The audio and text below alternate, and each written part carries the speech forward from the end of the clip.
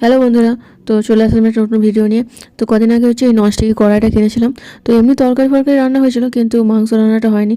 তো ভাবলাম যে চলো ট্রাই করি। তো মাংস প্রথমে মশলাটা দিয়ে কষছিলাম। তো আমি এখানে বাতাসা ইউজ করলাম, গুড়ের বাতাসা। তো চিনিটা একটু অ্যাভয়েডই করছি। তো গুড়ের বাতাসা দিয়ে বেশ ভালোই লাগে, তরকারি খুব একটা খারাপ লাগছে না। তো মাংস রান্না করছিলাম। তো মাংসটা আর এই শীতকালে না মাংসটার মধ্যে কড়াইশুঁটি, একটু ক্যাপসিকাম এগুলো দিলে বেশ টেস্টও হয়, বেশ ভালোই লাগে খেতে। তো সেগুলো দিয়েই করছিলাম। আর মাংসতে একটু আলু না দিলেও হচ্ছিল না, তাই আলু দিয়েছিলাম। তারপর এখানে একটা মশলা করেছিলাম। সবাই শুধু বলে যে সিক্রেট মশলা, সিক্রেট মশলা। আমার সিক্রেট মশলা বলতে এখানে শুকনো লঙ্কা, গরম মশলার মধ্যে দারুচিনি, এলাচ, লবঙ্গ এইসবই ছিল। তো এটাই আমার সিক্রেট মশলা। দেখো, সিক্রেট মশলা বললাম, কিন্তু আমি সব বলেই দিলাম যে কী মশলাটা ইউজ করেছি। তো এটাই একটুখানি মাংসের ওপরে ছড়িয়ে দিয়েছিলাম।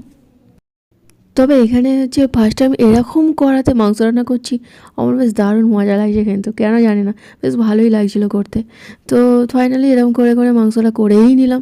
তারপরে একটু লাস্টের দিকে একটু ধনেপাতা ছড়িয়ে দিয়েছিলাম, একটু জল দিয়েছিলাম। তারপর মাংস মোটামুটি পুরো একদম রেডি হয়ে গেছে। তো এবার খাওয়ার পালা। ভিডিওটা ভালো লাগে একটা লাইক করে দিও। দেখা হচ্ছে নেক্সট ভিডিও। ততক্ষণ টাটা, বাই বাই।